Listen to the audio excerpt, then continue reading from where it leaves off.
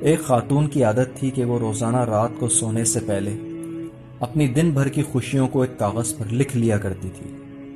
ایک شب اس نے لکھا کہ میں خوش ہوں کہ میرا شوہر تمام رات زوردار خراٹے لیتا ہے کیونکہ وہ زندہ ہے اور میرے پاس ہے، یہ اللہ کا شکر ہے۔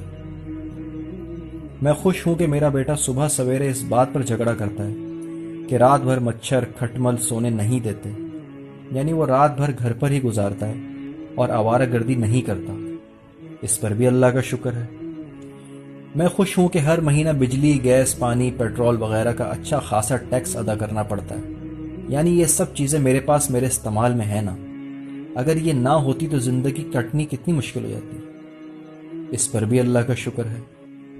میں خوش ہوں کہ دن ختم ہونے تک میرا تھکن سے برا حال ہو جاتا ہے، یعنی میرے اندر دن بھر سخت کام کرنے کی طاقت ہے، اور یہ طاقت اور ہمت صرف اللہ ہی کے فضل سے ہے، اس پر بھی اللہ کا شکر ہے۔ میں خوش ہوں کہ روزانہ اپنے گھر کا جھاڑو پونچھا کرنا پڑتا ہے اور دروازے کھڑکیاں صاف کرنی پڑتی ہیں۔ شکر ہے میرے پاس گھر تو ہے نا۔ جن کے پاس یہ نہیں ان کا کیا حال ہوتا ہوگا، اس پر بھی اللہ کا شکر ہے۔ میں خوش ہوں کہ کبھی کبھار تھوڑی بیمار ہو جاتی ہوں، یعنی میں زیادہ تو صحت مند ہی رہتی ہوں نا، اس پر بھی اللہ کا شکر ہے۔ میں خوش ہوں کہ ہر سال عید پر تحفے اور عیدی دینے میں میرا پرس خالی ہو جاتا ہے، یعنی میرے پاس چاہنے والے میرے عزیز رشتہ دار، دوست، احباب ہیں جنہیں تحفے دے سکوں۔ اگر یہ نہ ہو تو زندگی کتنی بے رونق اور ویران ہو جائے گی، اس پر بھی اللہ کا شکر ہے۔ میں خوش ہوں کہ روزانہ الارم کی آواز پر اٹھ جاتی ہوں، یعنی مجھے ہر روز ایک نئی صبح دیکھنا نصیب ہوتی ہے۔ ظاہر ہے یہ اللہ ہی کا کرم ہے۔ ہمیں چاہیے کہ جینے کے اس انمول فارمولے پر عمل کرتے ہوئے اپنی بھی اور اپنے سے وابستہ لوگوں کی بھی زندگی پرسکون بنانی چاہیے۔ چھوٹی چھوٹی پریشانیوں میں خوشیوں کی تلاش، یہ ہے خوش رہنے کا ایک عجیب انداز۔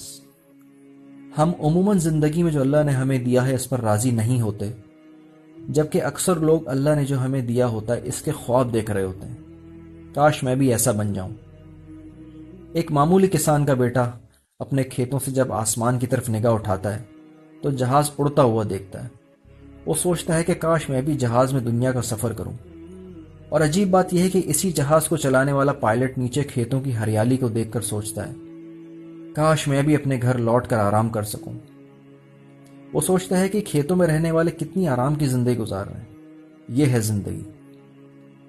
اگر پیسہ ہی خوشی کی وجہ ہوتی تو سب امیر لوگ سڑکوں پر خوشی سے ناچ رہے ہوتے، لیکن سڑک پر تو غریب کا بچہ ہی ناچتا نظر آتا ہے۔ اگر پاور میں آ جانے سے حفاظت ہوتی تو سارے امیر وزیر سیکیورٹی گارڈ لے کر ڈر و خوف کے ساتھ نہیں گھومتے، لیکن اس کے مقابل ایک عام سادہ غریب انسان بغیر کسی سیکیورٹی اور گارڈز کے اطمینان سے سڑک پر چلتا ہے۔ غریب کو خوف نہیں ہوتا کہ کب کوئی آ کر میری جان لے لے۔